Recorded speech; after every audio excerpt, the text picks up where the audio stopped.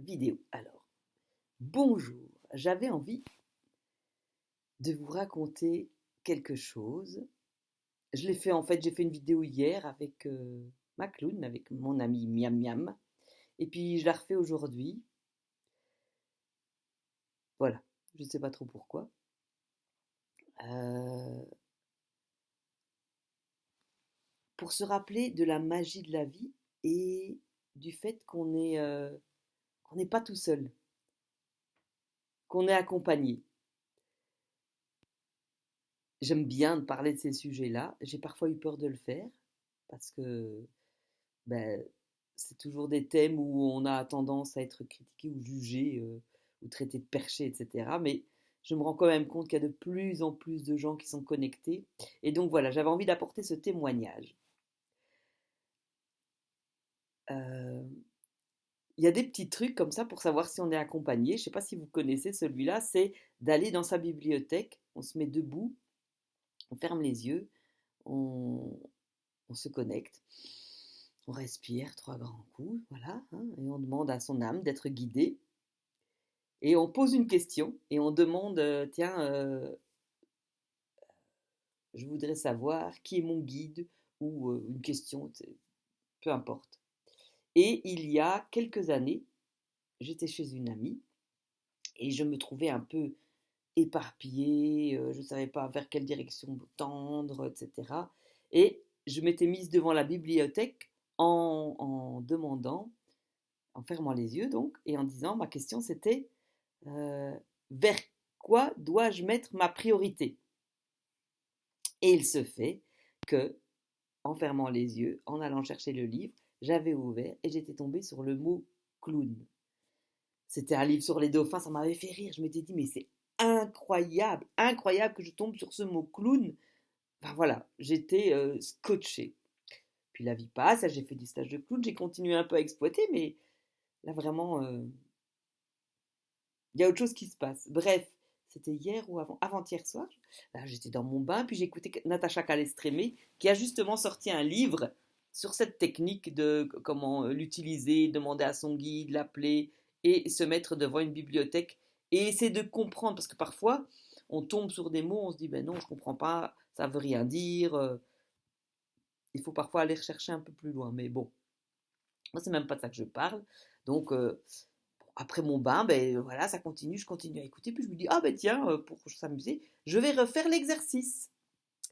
Et je me remets devant ma bibliothèque ici, je ferme les yeux et je dis, tiens, mais qui est mon guide? Alors j'ai bien des petites idées parce que on en a plusieurs des guides, hein. Moi je me sens très guidée, enfin, je dirais après.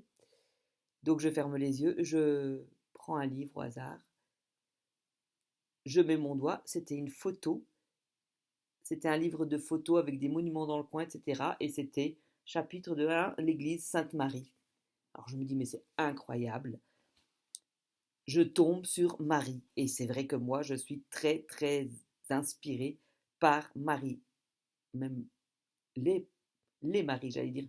Marie, maman de Jésus, et Marie-Madeleine. Quelque chose que j'ai, pendant longtemps, même, j'en savais même rien, et même renié parce que j'avais pas envie, l'église me rebutait, etc.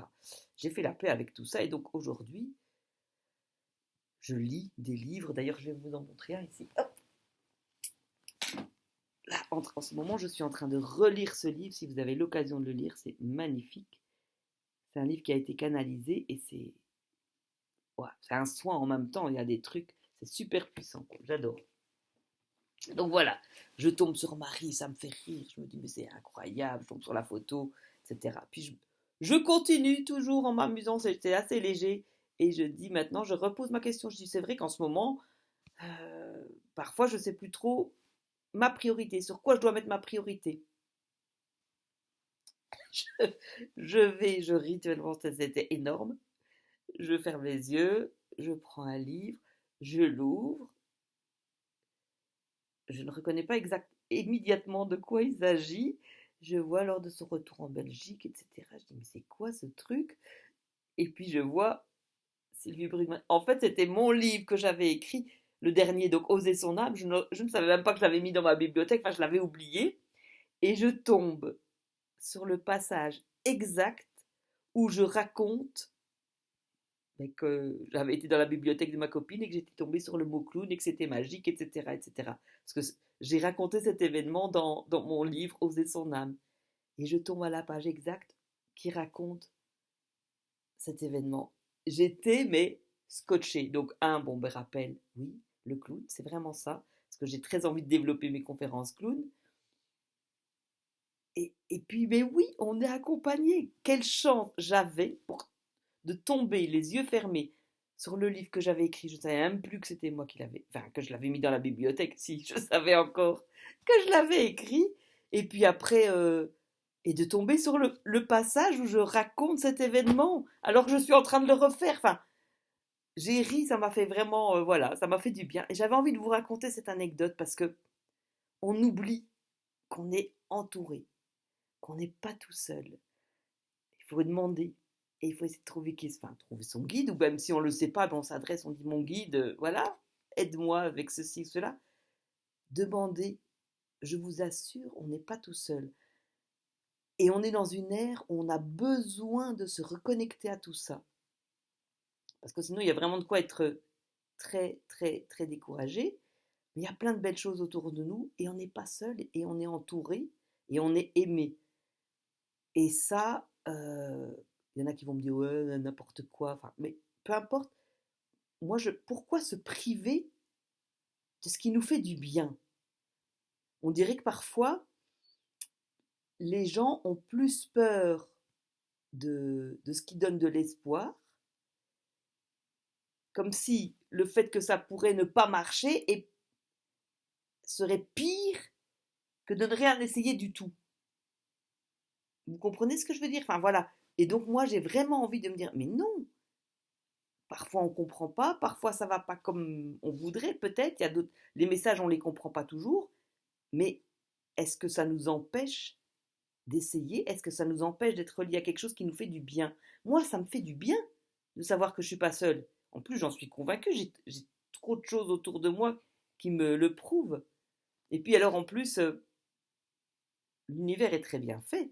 C'est-à-dire que si tu crois que tous les hommes sont des pourris, l'univers va te montrer que tu as raison et va te faire rencontrer des gens, des hommes qui correspondent à ça. Si par contre, à l'inverse, tu te dis ouais non, j'ai de la chance, il m'arrive toujours des belles choses, il va t'arriver plein de belles choses, je vous assure, c'est en lien. Je l'ai expérimenté tellement de fois. Et pour pouvoir avoir ces pensées euh, entre guillemets positives, eh bien, il faut augmenter son énergie et être en joie. Et donc, pour augmenter son énergie et rester dans une vibration haute, pour pouvoir aller connecter tout ça et se dire, mais si, il existe des belles choses. Et moi, je suis entourée de beauté, d'une nature fabuleuse. Je remercie tous les jours d'habiter là où j'habite. Eh bien, votre énergie s'élève et monte. Et vous ne vous faites plus happer par la noirceur. Parce que oui, ça ne vous empêche pas de la voir. Oh, il y a un petit truc qui passe dans mon jardin, un petit merle. Ça vous empêche de vous laisser happer par toute cette noirceur. Et donc c'est primordial de prendre soin de notre énergie, de notre vitalité, de notre corps. Et donc, faites ce que vous aimez, autorisez-vous plein de choses pour rester en haute vibration, en haute énergie. La nature, ça c'est une alliée indispensable pour moi.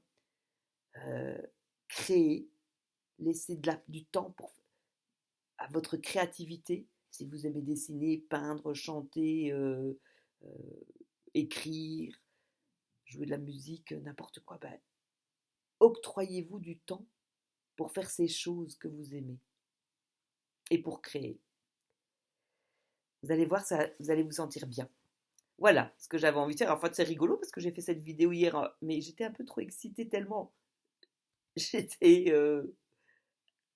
J'avais trouvé ça incroyable de retomber sur ce passage dans ce livre en faisant ce petit set. Oh, donc, je vous invite à tester. Donc, mettez-vous devant une bibliothèque.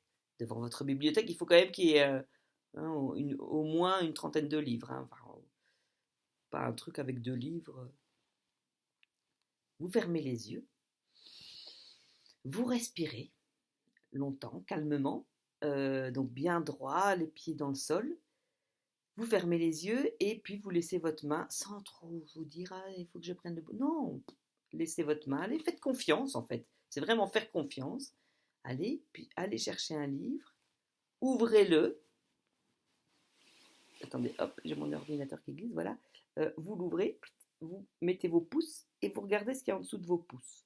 Après, vous pouvez regarder un petit peu encore au-dessus, en dessous, mais et voyez s'il y a un mot, si quelque chose vient réveiller en vous, se dire tiens, mais c'est dingue ça. Posez la question avec l'intention, avec le cœur.